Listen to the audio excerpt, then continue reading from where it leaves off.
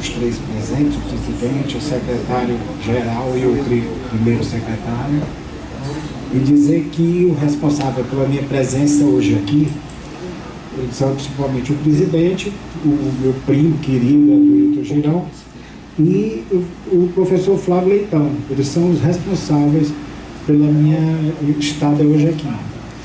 Eu vou falar de um tema que eu estudo há muito tempo, por afinidade familiar e porque é um tema que me agrada há muito. E por coincidência, quando eu fui convocado, solicitado a que fizesse alguma manifestação, uma pequena palestra nesse soldadício ilustre, que aqui eu vejo vários professores e colegas renomados, eu vi que era o mês de abril. Então casou bem, porque o mês de abril é o mês de aniversário de Fortaleza. E como é um assunto que eu leio bastante sobre e gosto, é quase uma cachaça na minha vida há muitos anos, eu fiquei feliz e achei que era uma oportunidade interessante da gente fazer um passeio sobre a Fundação de Fortaleza. Talvez tivesse ficado mais poético, passeio em torno da Fundação de Fortaleza. Mas me lembrei do Herman Lima, que fez variações em torno do conto, e eu gosto muito dessa palavra variações, porque ela dá uma noção de contexto, de abrangência, e preferi colocar. Então, agradecendo a presença de todos, eu gostaria então de iniciar. Essa pequena foto aí já mostra a nossa cidade atualmente, com o cabo do Mucuripe e a enseada do Mucuripe, que nós vamos ver que tem uma grande importância na fundação dessa cidade tão amada por todos.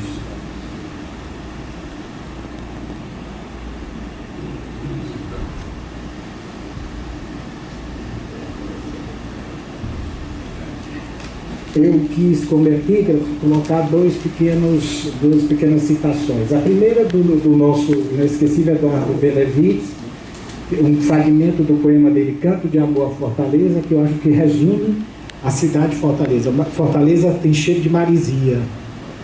Fortaleza é amada por todos nós. Então, um dos trechos ele diz: Fortaleza, cidade essencial, cidade marítima, eu sempre te amei. E eu diria, nós amamos Fortaleza. E a segunda é uma citação do Italo Calvino, o italiano, onde ele diz que as cidades como sonhos são construídas por desejos e medos. Nós estamos mais com medos do que com desejos atualmente, mas eu acho que as coisas vão melhorar. Eu queria contextualizar um pouco a Fundação de Fortaleza, para que nós não ficássemos só na parte em si da Fundação. Então eu coloquei variações em torno de Fortaleza e os acontecimentos pré-cabralinos. Eu não vou me demorar, só para a gente ficar lembrado do que estava acontecendo no âmbito mundial quando isso aqui foi começado a ser colonizado. A era dos descobrimentos, das navegações no século XV, XVI e início do XVII, que marcou a passagem da Idade Média para a Idade Moderna.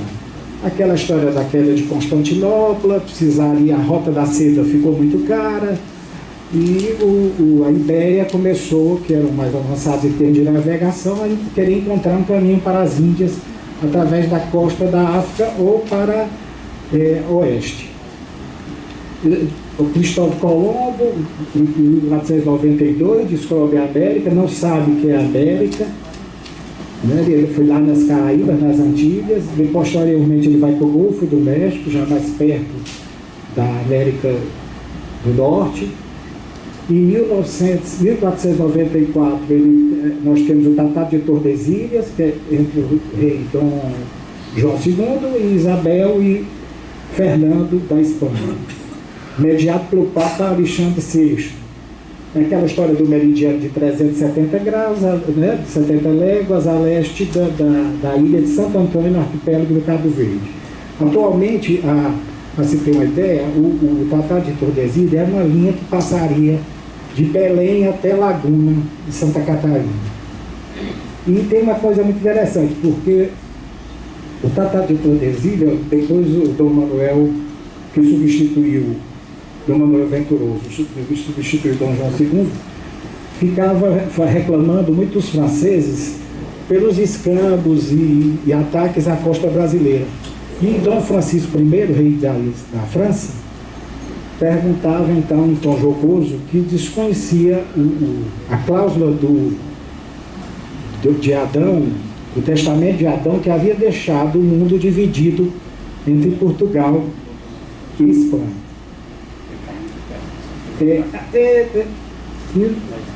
Próximo. Vasco da Gama descobre o caminho marítimo para as Índias, contornando a África, no reinado Dom Manuel I, o Virtuoso, e em 1500 a descoberta do Brasil, digamos, a descoberta de fato, que hoje é em conteste, pelo Vicente Pinzon.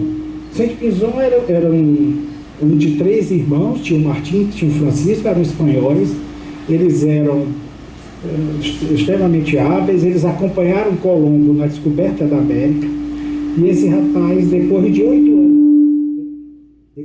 anos da descoberta da América, esteve no Ceará. Então foi o primeiro branco europeu, quer dizer, que se tem notícia oficial, que esteve no Brasil. O Pinzon, ele é uma pessoa muito interessante, ele morreu ainda com bastante dinheiro, era uma família rica, e ele esteve, na verdade, ele esteve no Aracati, leve, uma parada leve, e depois esteve no Mucuripe. No Mucuripe ele plantou uma cruz, um lenho. O lenho do Mucuripe foi visto e confirmado um mês depois por outro espanhol chamado Diogo de Lepe, que por aqui passou e viu, e colocou o nome do Mucuripe de Rostro Hermoso. Na verdade, aquela primeira foto que nós vimos na abertura dos slides,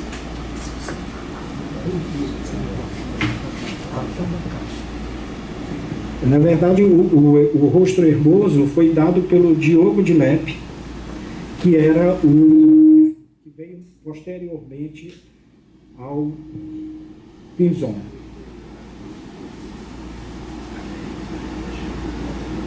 Bom, Vicente Pinzon, ele é uma pessoa muito interessante, por isso que eu fiz um slide apenas com ele. Ele era espanhol, antigo companheiro de Colombo, como nós já havíamos dito. Ele saiu de Palos, veio para a ilha do Cabo Verde, passou pelo Mucuripe, onde tinha fincado um lenho, uma cruz, passou para a parada anterior do Aracati e assinalou essa parada no Aracati, lá em Jabarana, como Cabo de Santa Maria de la Consolação. As denominações geográficas da época eram dadas muito em função da geologia, do santo do dia. O Diogo de Lepe é esse que eu falei que veio um mês depois, para cá, pelo Mucuripe, e que denominou o Mucuripe de Rosto Hermoso. Por que o que embasa dizer-se que o Pinzon descobriu, de fato, o Brasil no Ceará? O documento mais importante a gente tem como embasamento disso é o Mapa Mundi do cartógrafo e navegador Juan de la Cosa. Esse mapa é uma preciosidade, ele se encontra no Museu Naval de Madrid, ele é intocável, ele é guardado por seguranças, é um dos documentos mais importantes do Museu Naval de Madrid, e que superposto ao mapa do Brasil, há uma coincidência muito grande com o ponto em que ele diz que tocava o continente, no caso uma ilha desconhecida ainda, o Brasil não tinha o nome de Brasil, e o Mucuripe. Esses são os estudiosos que mais destacaram esse descobrimento do Vicente Pinzon. Eu coloquei aqui uma foto, doutora Margarida, ela é do Museu também Naval de Madrid, mas pintado não da época. Garcia Godoy era um pintor que foi conservador do Museu de Madrid e imaginou como poderia ter sido o rosto do Vicente Pinzon. Então ele não é da época, muita gente coloca em livro como sendo um retrato autêntico, mas de qualquer maneira ficou sendo o que a gente imagina como era o Pinzon. Esses autores aqui são os autores que mais se destacaram no estudo do Vicente Pinzon como pioneiro do descobrimento do Brasil. E eu queria ressaltar 3 pessoas aqui. Max Justo Guedes, que é um almirante da Marinha Brasileira, ele é o maior cartógrafo brasileiro vivo, é do Instituto Histórico e Geográfico Brasileiro, carioca, muito respeitado. O Rodolfo Spindler, um rapaz que morreu precocemente, escreveu um livro chamado Vicente Pinzon e a Descoberta do Brasil, um livro muito interessante, embora o professor Edildo tenha muito erros de revisão. E Tomás Pompeu Sobrinho, que é pouco lembrado, mas é talvez a cabeça mais erudita que o Ceará já produziu nesses 400 anos de existência.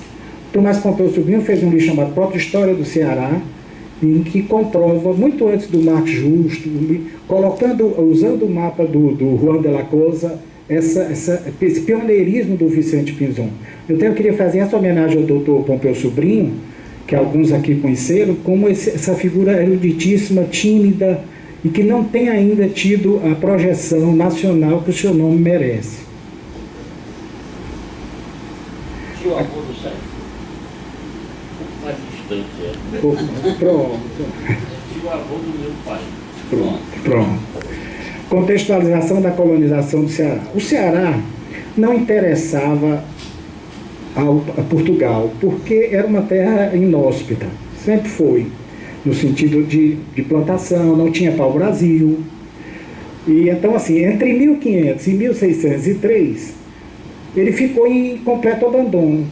Algum flibusteiro vinha, passava por aqui e ia embora, negociava com os índios, fazia aquele escambo elementar da época e ia embora. Na verdade, o Ceará começou a despertar um pouco o seu interesse como colonização em 1603. Então ele passou mais de um século sem interessar a Portugal para a colonização.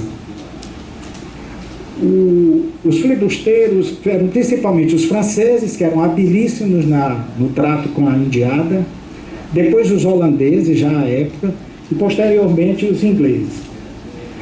O escambo era interessante. O escambo, o que o Ceará tinha? Porque o Ceará não tinha pau-brasil, a única coisa que interessava os portugueses.